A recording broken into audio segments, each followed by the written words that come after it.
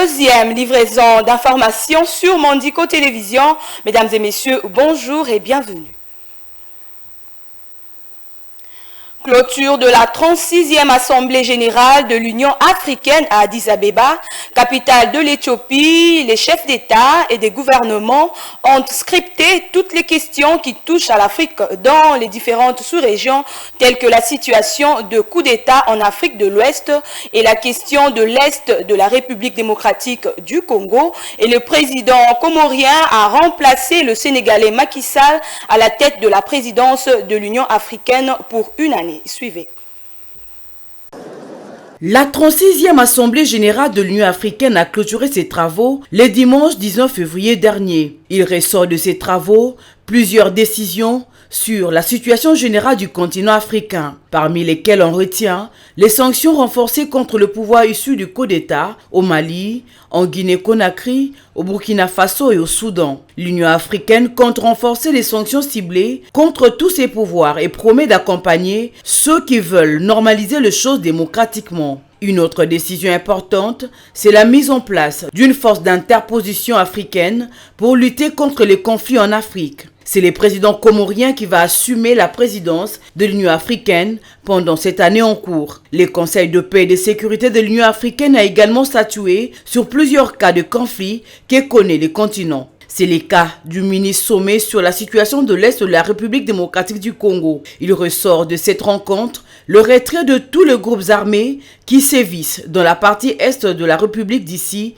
fin mars, le déploiement de la force militaire des États d'Afrique de l'Est pour le suivi et le respect des engagements pris par le chef d'État de la sous-région. Le parti se sont également convenus de respecter le feuille de route signé à Luanda, à Nairobi et au Burundi. La 36e Assemblée générale de l'Union africaine a aussi tablé sur la crise alimentaire qui guette l'Afrique avec la guerre de l'Ukraine et la pandémie de Covid-19 qui a frappé le monde. Le secrétaire général des Nations Unies, Antonio Guterres, a indiqué que l'ONU va accorder plus de 200 millions de dollars pour aider l'Afrique à faire face à cette crise mondiale.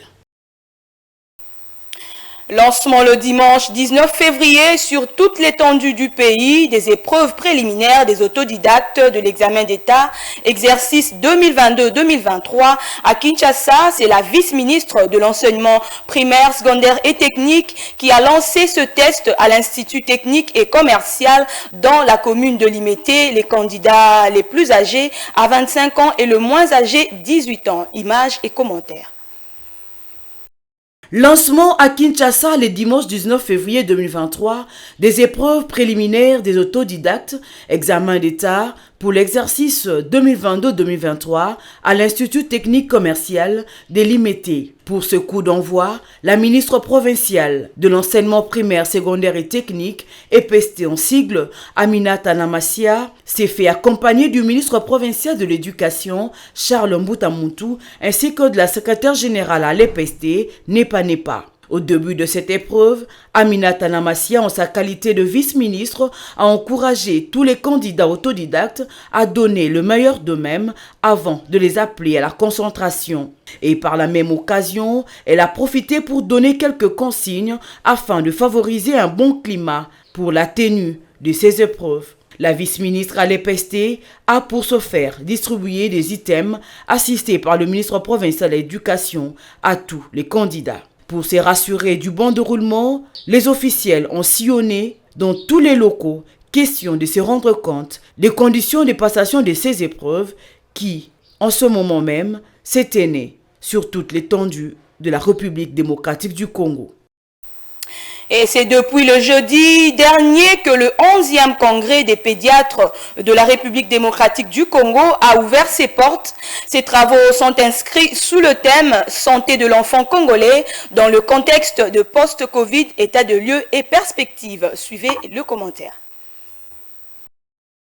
C'est depuis 2 ans que la Covid-19 a touché toutes les catégories de personnes, même les enfants n'ont pas été épargnés. Quelques années après, les pédiatres se sont réunis au sein de la Société de pédiatrie du Congo démocrate, SOPECOD. Venus de tous les coins du pays, ils ont au cours de ce 11e congrès de 3 jours partagé leurs expériences pour mettre en place des mécanismes nécessaires pour épargner les enfants de cette maladie. Au-delà de la Covid-19, ces spécialistes de la pédiatrie ont dû réfléchir sur le problème de la malnutrition qui touche aujourd'hui des milliers d'enfants, ceci pour garantir une croissance chez les enfants. Le vaccin et l'alimentation saine, deux moyens qui nécessitent un renforcement pour assurer une vie meilleure aux enfants, a affirmé le Dr John Senga, président de la Sopecod. C'est juste pour que nous puissions trouver des moyens solides pour aider l'enfant congolais à bien grandir. Comme on dit, les enfants sont l'avenir de demain, mais nous disons que les enfants sont l'avenir d'aujourd'hui. C'est aujourd'hui que nous devons prendre soin des enfants. Pour bien grandir, il faut bien manger comme on dit. La malnutrition, ça bat le plein dans toutes les provinces. Nous devons faire des propositions concrètes au gouvernement pour que les enfants congolais ne souffrent pas de la malnutrition. Les recommandations des 10 travaux seront soumises aux autorités compétentes pour être mises en application. Et pour terminer en sport, football interclub de la CAF, week-end sombre pour les clubs congolais engagés dans ces deux compétitions. Aucun club congolais n'a réuni à ramener la victoire au pays, hormis le Daring Club Motema Pembe qui a fait un match nul vierge face à Diable Noir du Congo-Brazzaville depuis le stade du 11 novembre de Luanda où il joue ses matchs à domicile. Les trois autres clubs dont Mazembe, Lupopo et Vita Club ont tous été battus. Guilain Boba nous en dit plus. La deuxième journée de la phase des groupes des interclubs de la CAF n'a pas du tout souri au club congolais. En effet, au stade de Lévi-Mwanawassa en Zambie, le FC Saint-Éloi Lupopo a concédé ce dimanche 19 février sa deuxième défaite consécutive devant les Sud-Africains de Marumo Galan après avoir perdu lors de la première journée face à l'USM Alger. Reçus par les Tanzaniens de Young Africans, les Corbeaux de Lubumbashi ont quant à eux été corrigé par les coéquipiers de Djouma Chabani sur la note d'un but contre 3. Et dans la soirée, les Immaculés ont réalisé leur deuxième match nul devant les Brazzavillois de Diable Noir. Revenant aux cheminots de Lubumbashi, les poulains de Mohamed Nagasuba n'ont pas saisi l'opportunité de se refaire la santé à domicile, bien que jouant en Andola. En Zambie, les Sud-Africains ont profité de la largesse défensive de Lupopo pour tuer le match dès la première minute de la partie avec les buts d'Envela C à la 24e minute et de Shiva Viro à la 43e. Malgré le but de Patou Kabangu Mulota à la 82e minute de jeu, les protégés de Jacques Yaboula vont s'incliner pour la deuxième fois de suite dans la phase des groupes. Suite à cette défaite de trop,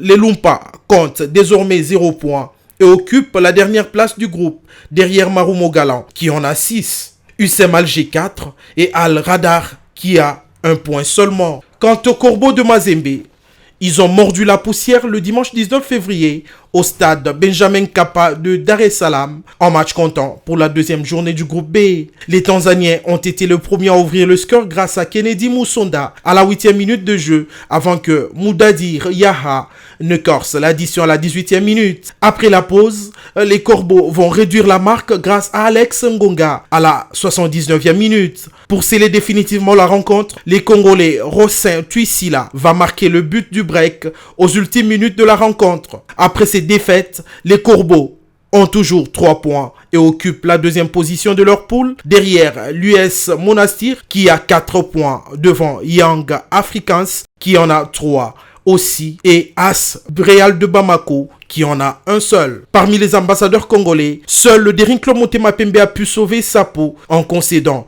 un deuxième match nul et vierge consécutif face à Diable Noir de l'autre rive du fleuve Congo après avoir accroché la SEC Mimosa chez lui au stade Félix Houphouët-Boigny lors de la première journée. Jouant ces matchs à domicile au stade du 11 novembre de Luanda, les Immaculés ont pu résister et obtenir le score des 0 buts partout, bien que dominés sur l'ensemble du match. Nonobstant quelques occasions de Platini Mpiana Monzinzi et de Ricky Toulengue, les Immaculés n'ont pas pu créer la différence dans une rencontre qu'ils n'ont pas pu contrôler. Pas en mesure de faire tomber son adversaire du jour pour décoller, le Daring Club Motema Pembe se contente de ce nul et espère faire la différence lors des prochaines journées. A noter qu'après ce match, les Tupamaros comptent 2 points de sortie. Derrière Rivers United, 3 points. Son adversaire du jour en compte 4 et reste leader du groupe. Bref, le manque de championnat a fortement pénalisé les représentants congolais aux compétitions africaines lorsqu'on sait que la veille, jouant ses matchs à domicile à Congo-Brazzaville, V-Club avait perdu devant Petro Atlético de Luanda 2-1